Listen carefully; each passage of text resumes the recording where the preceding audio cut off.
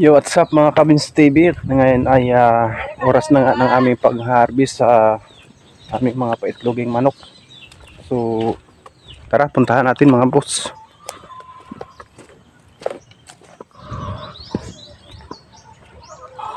So, ayan mga boss. Ganda pagmasdan. Napakarami na ng itlog nila. So,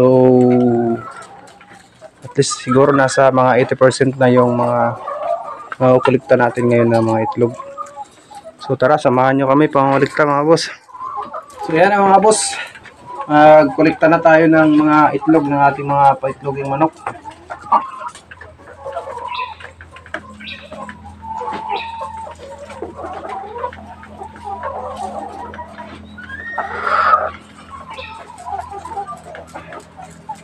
Tingnan nyo mga boss, napakalaki ng itlog. Nasa jumbo. Yung iba kasi mga ilan-ilan ay may itlog na ng malaki. Depende po sa edad ng ating mga manok. So ngayon ay nasa 23 weeks sila. So ang iba ay nangingitlog na ng medyo malaking itlog. So ito mga boss, meron pa Ayan, napakalaki. So tingnan nyo naman Ang ganda pagbasda ng mga itlog. Ang ganda ng mga shell niya. So, ito yung tunay na sariwang-sariwa. Sariwa pa.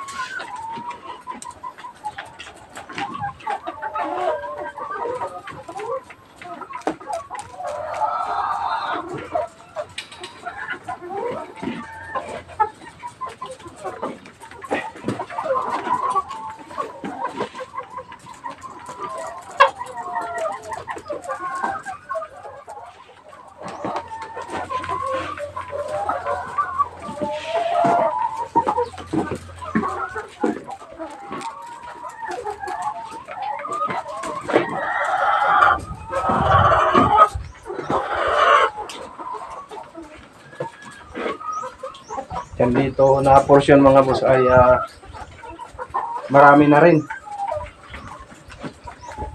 Ay, medyo marami-rami na yung makukulikta natin na mga malalaki ngayon, Yan.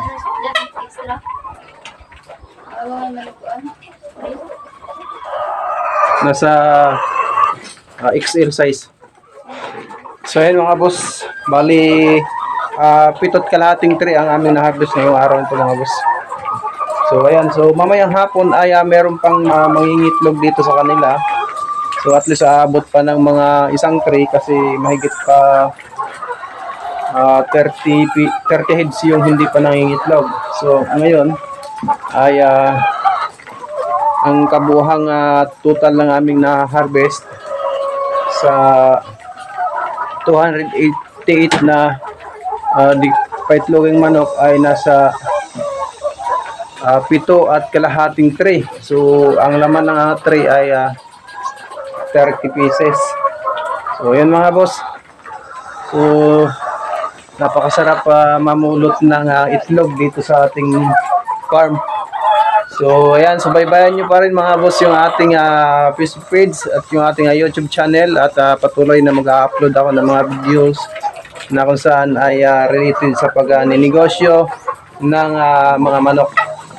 So bibigay ako doon ng mga tips kung paano mag-alaga o mag-handle ng mga ganitong klaseng manok. At meron din ako mga heritage chicken doon. So sa mga next upload ko, abang-abangan nyo na lang mga boss. Dahil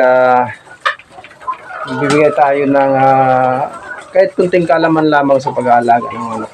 Alright mga boss, huwag kalimutan mag-like and share, and happy farming sa lahat.